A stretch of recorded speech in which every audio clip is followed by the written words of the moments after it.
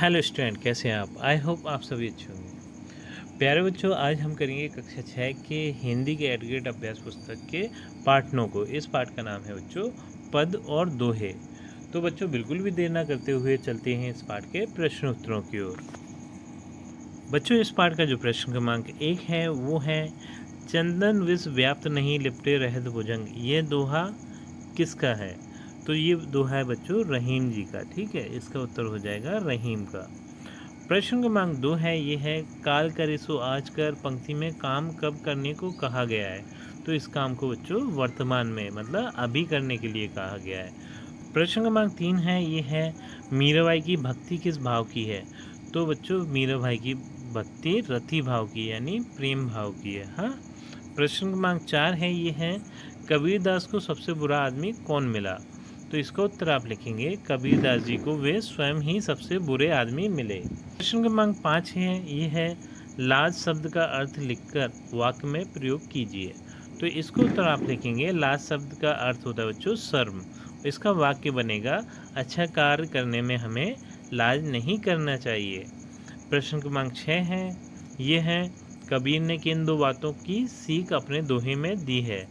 तो पहली बात है बच्चों, भूखे को भीख दो, और दूसरी है, ईश्वर की भक्ति पूरे मन से करो। ये प्रश्न क्रमांक 7 है, ये है, रहीम ने उत्तम प्रकृति और कुसंगति की बात किस दोहे में कही है? उस दोहे को लिखिए। तो इसका उत्तर हम लिखेंगे, जो रहीम उत्तम प्रकृति का करी, सकट कुसंग चंदन विष व्याप्त लिपटे रहित भुजंग। इस दोहे में रहीम जी ने उत्तम प्रकृति की कुसंगति की बात कही है बच्चों। प्रश्न क्रमांक 8 है, ये है, रहीम के अनुसार सच्चे मित्र की क्या विशेषताएं हैं? तो इसका उत्तर हम लिखेंगे, रहीम के अनुसार जो मित्र हमारी दुख और विपत्ति में साथ देता है वही हमारा सच्चा मित्र होता है। बच्चों प्रश्न क्रमांक 9 है, ये है, निम्नलिखित पंक्तियों का भावार्थ लिखिए। तो यहाँ पर जो पंक्तियाँ हैं वो हैं, असुवन जल सींच सींच प्रेम बेली बोई, अब तो बेली फैल गई आनंद फल होई। तो इसका उत्तर है बच्चों, मैंने कृष्ण के प्रेम में आंसुओं से प्रेम की बेल बोई है, अब वह बेल फैल गई है और मुझे आनंद मिल रहा है। प्रश्न क्रमांक 10 है, ये है, कबीर ने कोई भी काम अभी करने की बात क्यों कही है? तो इसका उत्तर है, क्योंकि हमारी मृत्यु किस समय हो जाए और हमारे कार्य अधूरे रह जाए, इस कारण कबीर ने सभी कार्य अभी करने के लिए कहा है। प्रश्न क्रमांक 11 है बच्चों, ये है, कबीर एक समाज सुधारक थे, इस पर अपने विचार अपने शब्दों में लिखिए।